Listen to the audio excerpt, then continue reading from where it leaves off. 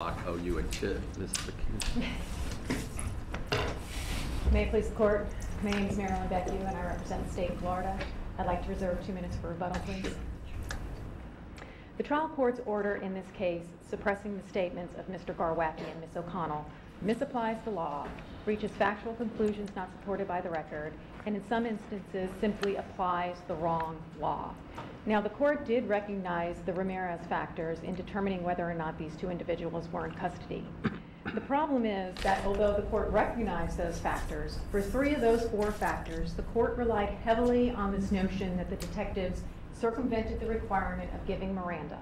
And that simply puts the cart before the horse, because the question that the court was asked to answer was whether the defendants were required to give Miranda. So right there, he's applying the wrong Tell me law. why this did not degenerate very, very quickly into a homicide investigation. Well, whether it degenerated into a homicide investigation or not is not that much relevant to whether the individuals believed they were in custody. And the only 2 people who were present at the residence where the child was taken by EMS were Justin and Kara. Yes, yes. And it just strikes me as I read the record that very quickly the Leos figured out this is a homicide and here are the 2 suspects.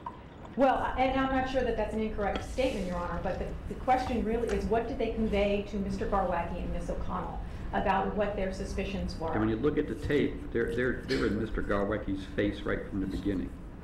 They are concerned about what happened to the child and how it happened to the child. And one of the issues... But you agree they were right in his face right from the very beginning as an interrogation. No, I don't think they were in his face. I don't agree with that, Your Honor, because they were very, although they knew some of the injuries that the child had, they were very empathetic and sympathetic, and we understand that children could be a handful. They were not aggressive or coercive. They did not threaten him. They did not show any kind of authority over him as far as, displaying their weapons or any of that. They maintained a level of calm in the interview that allowed Mr. Garwacki to try and explain the cause of the injuries to the child. And that is not the same thing as confronting a person with evidence of their guilt. Sitting CD, I mean, it is clear that that fellow did not appear to be in control. I mean, it's constant rocking back and forth. This was an emotional situation. Yeah. It was an emotional evening. There's no doubt about it. And what happened to this child caused a great deal of emotion. And certainly, the state is not proposing that being questioned by police officers would not necessarily evoke an emotional response. But that does not mean that you are in custody. The question is, what would a reasonable person believe? Now, Ms. O'Connell called 911 at around 9:30 because this child stopped breathing. So from the get-go, sure, this was a serious situation. And the detectives didn't downplay the seriousness of the situation, but they did not aggressively interview these 2 individuals. They maintained a great deal of calm, a great deal of, reported empathy for these 2 individuals, even though they knew what the victims' injuries were. And as far as that being a confrontation of their guilt, it is not confronting them with evidence of their guilt. It is confronting them with the evidence that they have at the time regarding the child's injuries. When confronting someone with the evidence of their guilt becomes a problem is when you propose to that person, I know where, when, and how you committed these offenses. That is, as in Pitts, the detectives in Pitts came much closer to confronting him with evidence of his guilt, and this court said that an uncorroborated accusation that the person was present at the scene of the crime is not sufficient to raise it to the level of a person being in custody. What should we make of the comment by the detective who said he didn't read Miranda because he really was hoping they would talk, and in his experience, reading Miranda causes people not to talk? Yeah, Detective Velez was one of the last witnesses at the hearing, I believe, and his testimony was fairly brief. And yes, he did say that when they first start interviewing witnesses to a crime, they will not put a tape recorder in front of them. They don't ask them to sign papers because it tends to close people off. People who are not even suspects of crimes is what his point was. And he said at that point he did not believe that he or Detective Schramm had a requirement to give these 2 individuals Miranda because he says they weren't under arrest and there was no probable cause for arrest. Now, whether that's a correct statement of the law or his shorthand version of they were not in custody and under interrogation is up for debate, but it's irrelevant really what Detective Velez believed. The question is what a reasonable person would believe. And it is not unreasonable to believe that when you have a 3-year-old child who otherwise has nothing wrong with them and is healthy, dies. I mean, they called 911. They brought law enforcement to them. They brought EMTs to them.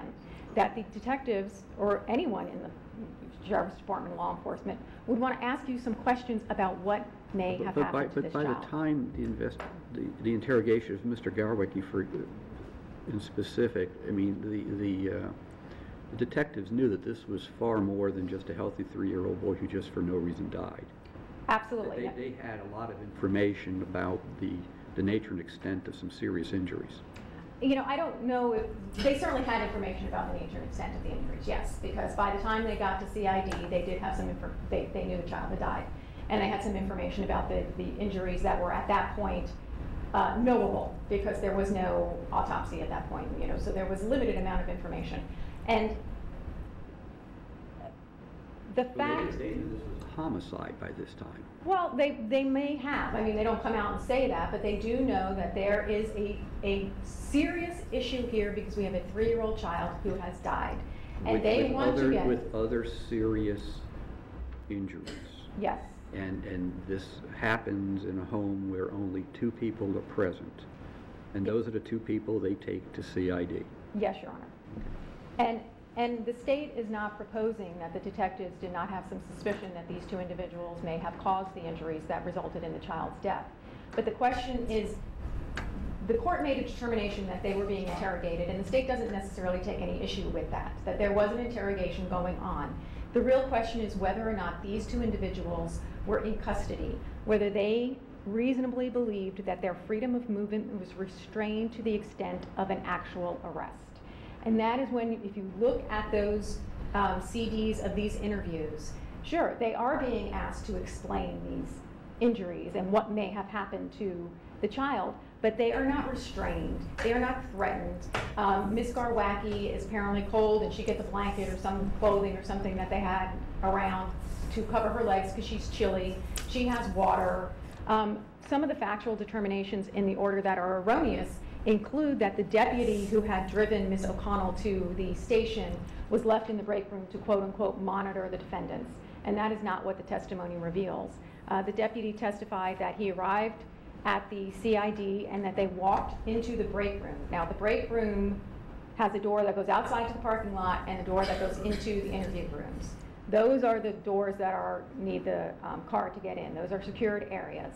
But you can walk out into the parking lot. Nobody's going to stop you from walking out into the parking lot. You don't need a car to get out of the break room. They arrive in the break room, and he can't get them into the interview rooms because it's not his division. It's not his department. He doesn't have a car. Exactly. He doesn't have a car to get them in there. So they have to wait for the detectives to come out and let them into the secured part of the police station. He testifies that he did some paperwork that he had. He didn't talk to them. He couldn't recall if they were at the same table or separate tables, but Ms. O'Connell was texting at the time, and she was indicating to family members that the police had some questions, and she didn't want to get a lawyer because she wanted to answer the questions, and she didn't think she did anything wrong. So at that point, although the order indicates that they were, quote, in custody from the time they got to CID until the end of the interviews, I don't think that's indicative of someone who thinks that they can't leave if they want to. The trial court's order also talks about, well, they would have asked permission to leave because the deputy drove Ms. O'Connell there. Well, Ms. O'Connell had a broken foot. She couldn't drive herself, but she had access to a cell phone. She was texting her parents. She certainly could have said, well, come get me. I've changed my mind. I don't want to talk to the police at this point. She didn't do any of that. The deputy testified that if she wanted, either one of them wanted to leave, he probably would have let them leave. He had no basis for keeping them there, except that he was there to drive her home if she needed a ride home, because he's the one who drove her there. Mr. Garwacki was given the opportunity, and this goes to the manner of summons, the first Ramirez factor, was given the opportunity to drive himself if he wanted to. And he opted to take a ride with the detective, and he was put in the back seat of the car because the detective had a bunch of stuff on his front seat. So it's not entirely clear from the testimony, but he was patted down at some point, and I think that was protocol for putting him in the back seat of the car with the detective in the front seat. Ms. O'Connell, on the other hand, was put in the front seat of the deputy's patrol car and driven to CID. There's a little bit of an issue with timing as well here, because the initial phone call, the initial 911 call was at 9:30. And I think the first few deputies arrived very shortly thereafter, because there was a 911 call about a child being down, and deputies will respond in those instances to make sure EMT has access to where they need to be to kind of keep the status quo of what's going on. The order indicates that the deputy kept Ms. O'Connell and Ms. Garwacki separated, and that's not in fact what the testimony reveals. What he said was Ms. O'Connell was in the house, Mr. Garwacki was on the driveway, pretty emotional at that point. Neither one of them tried to get to each other. There was no reason to keep them apart because Mr. Garwacki didn't try to get to Ms. O'Connell. Ms. O'Connell did not try to get to Mr. Garwacki. He was cross-examined on that issue, and in cross-examination he was presented with his deposition testimony, where he did indicate that one of the initial deputy who was there, Kowalski, I believe his name is, asked him to keep them separated. So he then admitted, yeah, I guess if that's what I said in my deposition, he probably did ask me to keep them separated, but he didn't have to, because they didn't try to get near each other. So there's no issue that they restrained their freedom of movement while they were at the house. They were free to walk around wherever they wanted. Mr. Garwacki did not want to go back in that house, and Ms. O'Connell did not want to leave and talk to Mr. Garwacki. So they weren't prevented from going anywhere at that point. So for the first Ramirez factor, that manner of summons, this was not a coercive summons. This was not put you in handcuffs. This was not you must come with us or you'll be arrested. There's nothing in the manner in which they were asked to go to CID that was in any way coercive or restraining to the extent of an arrest. So I don't think that the matter of summons really rises to the level or gives a lot of support to the conclusion that they were in custody. And I want to kind of go back to that initial point that I made, because I think it's important that in that issue, almost the entirety of the issue in the court's order talks about this, again, intentional circumvention of the requirement to give Miranda. You can't decide that somebody is in custody and they should have been given Miranda because they circumvented the requirement to give Miranda. It just factually doesn't make any sense. And legally, the cases that the court relies on talk about the admissibility of post-Miranda statements. When you have a situation where you have an interrogation where the law enforcement know that this person is in custody and they're under interrogation, but I'm going to get the confession out of them first, and then I'm going to give them Miranda midstream and kind of downplay the significance, because I know that even though the pre-Miranda statement's out, the post-Miranda statement's coming in because I gave Miranda. And that's what the Florida Supreme Court in Ross and the United States Supreme Court in Siebert said was improper, because you were downplaying the significance of the Miranda. So we are not going to allow the post-Miranda statement in. That doesn't have anything to do with whether someone's in custody and whether they are required to be read Miranda. Because in those cases, they were in custody and they should have been given Miranda at the outset. So the fact that the court relied on those cases in determining 3 of the 4 Ramirez factors is an application of the wrong law, not just a misapplication of the law, an application of the wrong law. The purpose, place, and manner of the interrogation goes more toward what I think Your Honor was discussing as far as when you watch these CDs. And the state would argue that the manner of the interrogation, although the purpose might have been to obtain incriminating statements or to obtain some information about who did what to this child and when, the manner of the interrogation was very calm. There was no aggression posed either one of these individuals. They were challenged certainly when they gave explanations that did not correlate with the evidence that the detectives had at that moment, but they were never directly accused of causing the child's death, of any sort of coercion. So just presenting someone with evidence of what the police know at that point, absent coercion, doesn't rise to the level of custody. The place obviously was the CID, and the trial court does make some indication in the order that it was significant that they weren't told what that meant, and I don't know really what the significance of that is, because They were asked to come down to the detective's office. I don't think they believed they were going anywhere that was not a police station of some sort. And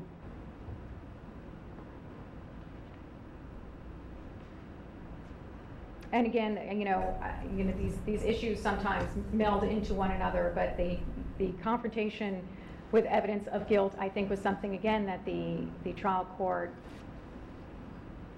misapplied the law there, because the detectives are permitted to challenge a person's explanation about what happened. They are permitted to gather more information in a way that, as long as they are not coercive and as long as they don't indicate to the other person that you're going to be arrested after this. And in, I think it was Ramirez, and I could be incorrect, but in one of the cases that the court relies on, there was an indication, and it might have been Ross now that I'm thinking about it, there was an indication that we have DNA evidence that puts you at the scene of the crime. We know that you are the one who murdered your parents and put the ropes around their neck. It was to the extent that no reasonable person would believe that they were going to walk out of that station without being arrested based on what the police told them they knew. That is not the same as, look, this is what happened, explain it. Can you explain why this child has these injuries? That is not confronting you with the evidence of guilt. That is not saying that you're going to be arrested. In fact, it is allowing them to give a reason that will avoid them being arrested, which is what they tried to do. The defendants in this case tried to avoid the appearance that they were in fact responsible for the child's death in this case. The detectives do press Ms. O'Connell a little bit toward the end, and I think the state makes a recent decision to say at some point that that interview becomes too confrontational, and that they will not allow the evidence beyond that point, and I think it's about an hour into her interview.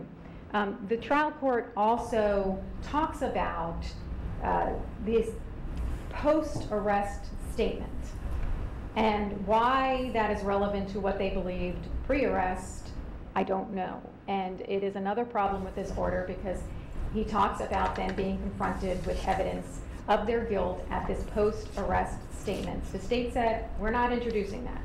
We have no intention of introducing that evidence to the jury. It was after they were arrested, there was a consent for DNA, and then they do, in that case, do confront them with the pictures of the child that they have, and they do get a little more inquisitive about, can you explain what happened and why didn't you call the doctor and things like that. But that statement's not coming in, and it's completely, in the state's opinion, irrelevant to what they believed prior to. Becky, you were right at down to 2 minutes. So. Thank you, Your Honor.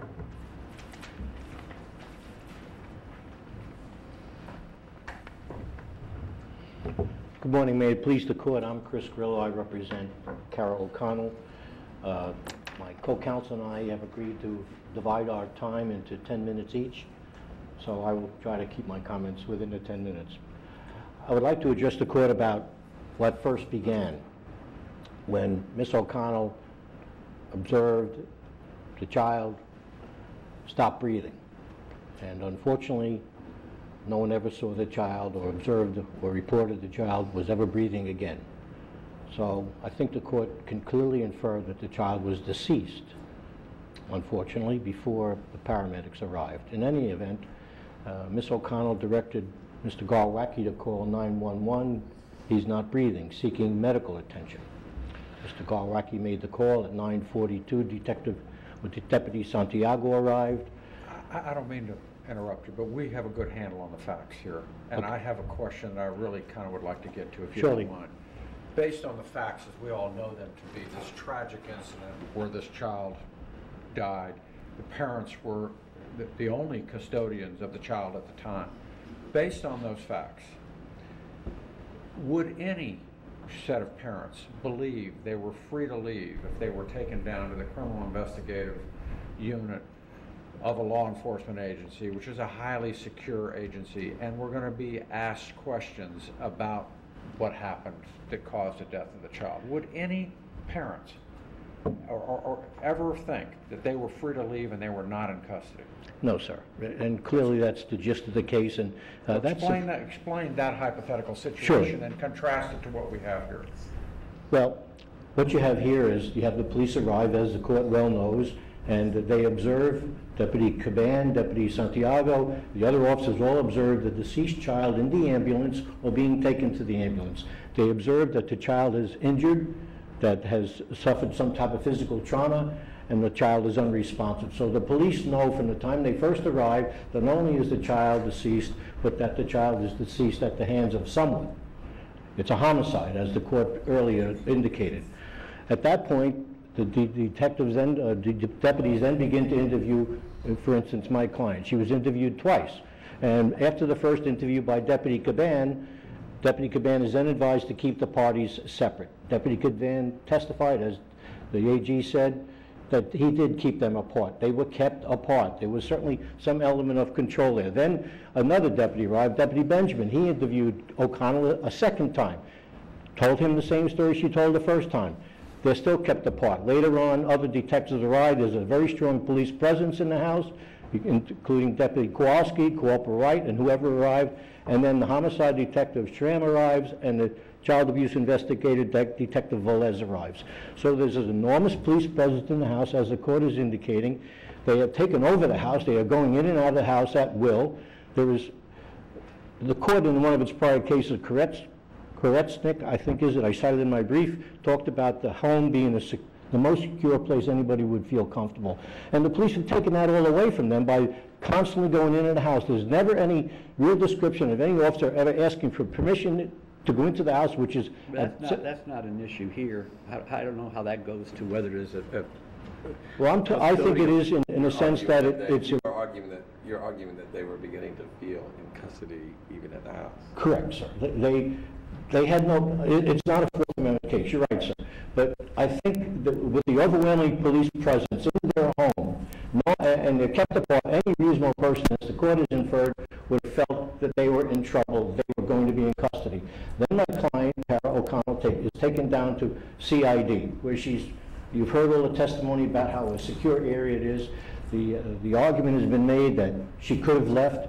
There's certainly no indication she ever knew that. There's no indication any reasonable person would have felt they were free to leave. So being taken away from the most secure place where they are to CID, where they have no indication they'll leave, certainly they feel, certainly Ms. O'Connell feels that she is not free to leave, and she has no control of what's happening to her.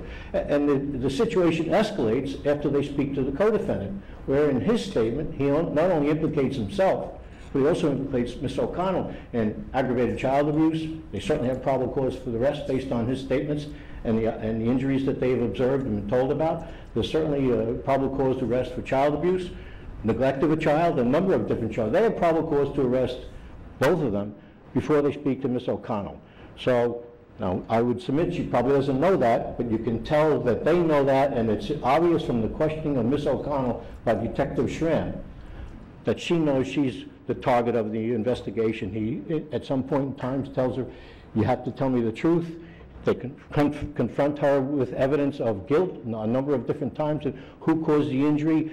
The police made a huge mistake in what they were told, because somehow they learned, or they were advised, that the child had died of or had sustained a skull fracture in the front and the back of the head, something that later pursuant to the police testimony was not true, but that was what was driving the police interrogation. So when she's being confronted with evidence that she knows is not true, and she denies it, and they don't let up, they are relentless in questioning her, certainly she feels she's not free to leave. Where would she go? She'd go back to her house where the police have taken over her house. She had nowhere to go, and certainly no reason to believe that she could stop the interrogation at any time. The state has conceded that they were over the top at some point in the interrogation, and I submit to the court they were over the top from the beginning. It was just unfair what they did to her, and certainly they could have advised her of their rights, and they chose not to because they wanted to seek incriminating information, exactly what they're not supposed to do. Now, I disagree with one of Judge Tharp's conclusions about, pursuant to the Ramirez case, about whether or not they were in custody or what the situation was at the home. He found that they weren't, but I thought his order was otherwise very reasoned. He listened to all the facts. He made judgments about credibility as to the police officers. He determined that they weren't honest about some things, and he made a proper finding, I believe, that they were in custody at the time. And we ask you to affirm Judge Tharp's order. Thank you. Thank you, Mr. Grillo.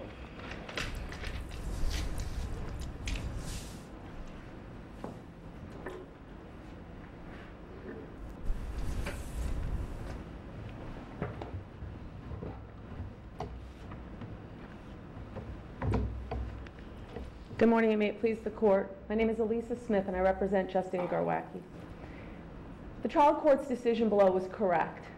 Contrary to opposing counsel's argument, it was well-reasoned, competent substantial evidence supports every factual finding, and also contrary to opposing counsel's argument, those factual findings are supported and reasonable inferences and deductions from those factual findings support the trial judge's conclusions that both Mr. Garwacki and Ms. O'Connell were in custody. They were probably in custody long before they got to CID, or at least the perception was so. As Judge Morris pointed out, there is no reasonable person, let alone a reasonable parent, under these set of circumstances, under the Ramirez guide, under the totality of the circumstances, under the context of this situation, that who would have ever believed that they could have refused the request to go down to the office, as they put it, by the police, could have terminated the interrogation that was ongoing at this secured police facility, or in fact walked away from this highly secured card access facility. What could the police have done, though, to dispel this reasonable, objective person feeling that they were in custody? Obviously, they didn't want to read a Miranda. You heard why. Yes. So where's the middle ground here? You know, Your Honor, I don't believe there is a middle ground. And I think that part of the problem in this case is that the police, from the very beginning, began to manipulate the situation and exploit the reasonable person and the reasonable parent. As soon as they arrived at the scene at 9:42, this was a highly police-dominated environment. Or to quote the Bannister cases relied upon by opposing counsel, this was a whirlwind of accusatory activity. We had police officers arriving, the son leaves in the ambulance, which to this day boggles my mind, that a reasonable father felt like he could not ask to go to the hospital with his own son. More police officers come. I'm not sure that tells me anything, because if his condition on the driveway was anything like what was in the CDs, he was just absolutely distraught, incapable Absolutely distraught, yes.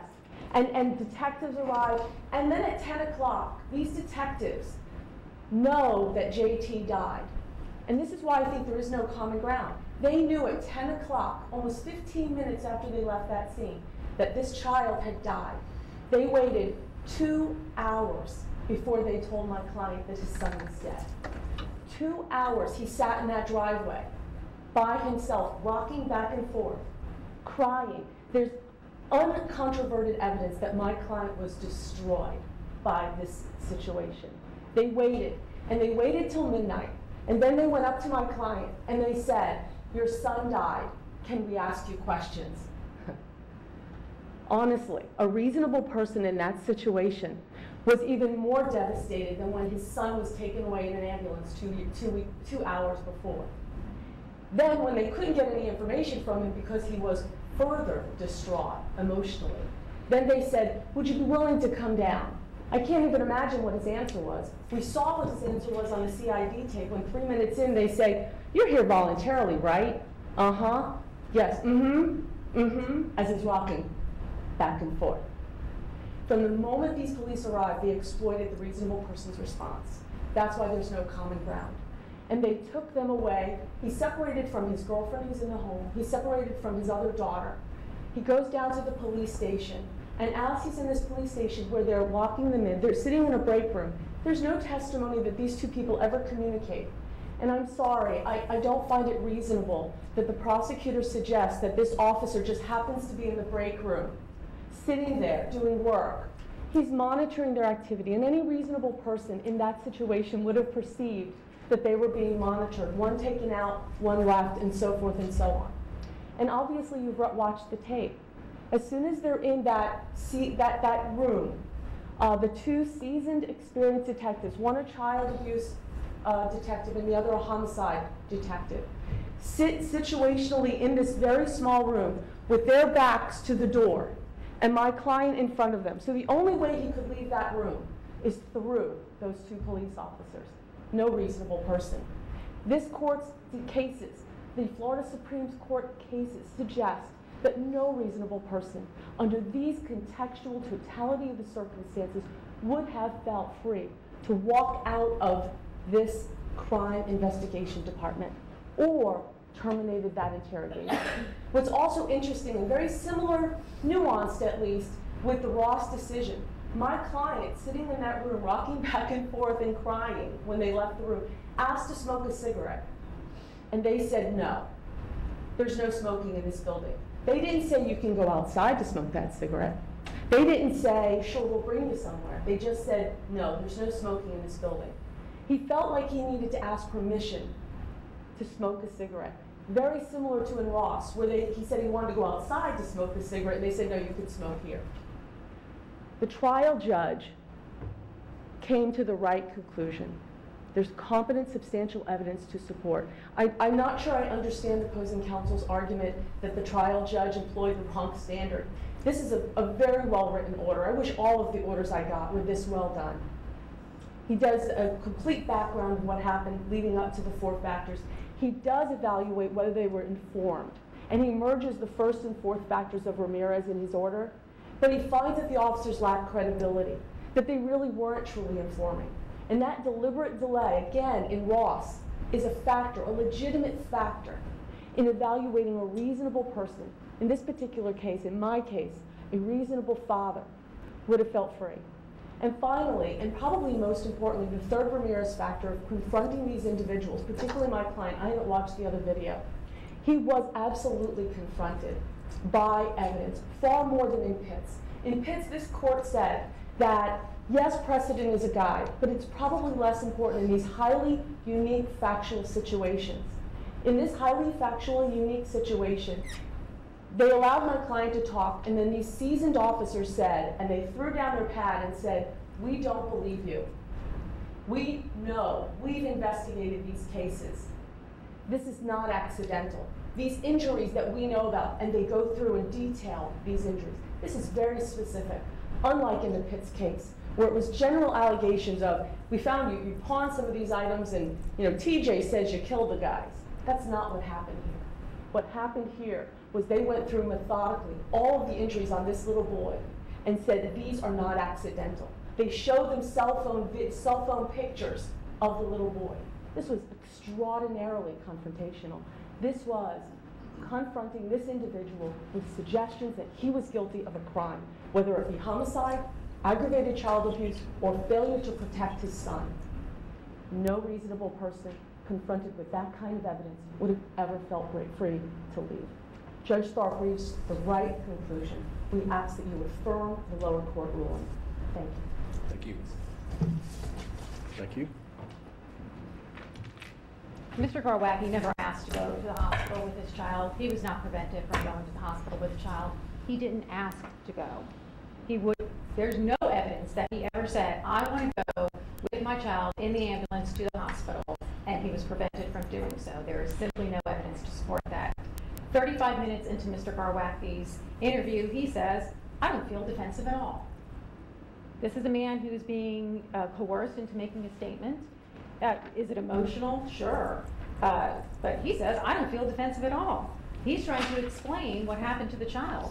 The detectives are very calm. Whether a reasonable person would have thought at the outset that, boy, I think these police aren't going to let me leave, what the detectives exhibited during those interviews was a very calm, a very empathetic, a very sympathetic manner with talking about what happened to these children. He never said, none of the detectives ever said, this is an accident and you did this. What they said is, look, children are a handful. Maybe the discipline got out of hand. Tell us. And if you look at those interviews, you will see that the defendants are the ones who are doing most of the talking. There is long stretches of time where the detectives don't ask them anything. They are there and they want to explain away this child's injuries. They are there voluntarily. They were not coerced. There is nothing about this situation that would cause a reasonable person to believe that they could not leave. Mr. Garwacki wants to smoke a cigarette and he's told, hey pal, sorry, there's no smoking in this facility. As a matter of fact, they won't even let us smoke outside, which is true. They're not allowed to smoke outside of the facility either. That's not the detective's fault. That doesn't mean you're in custody. It means that's a rule that we have here at CID, that you're not allowed to smoke cigarettes, sorry. But he was allowed to smoke a cigarette in the car on the way. He wasn't prevented from doing that. There was nothing that these officers did that would rise to the level to lead a reasonable person to believe that they were in custody and they were not free to leave. And in fact, as we know, they did leave and they went home. Did he ask to smoke a cigarette, or did he say he was going to go smoke a cigarette? I think he asked to smoke a cigarette. They were leaving the interview and he said, hey, can I smoke a cigarette in here? And the detective said, no, sorry, no smoking in here.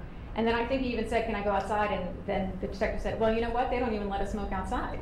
And that's just a statement of fact. That's not coercion. And that is at the very end of his interview. So the state would ask that this court reverse the order granting the motions to suppress. Thank you, Ms. Becky. Thank you all. Court will be in recess for 15 minutes.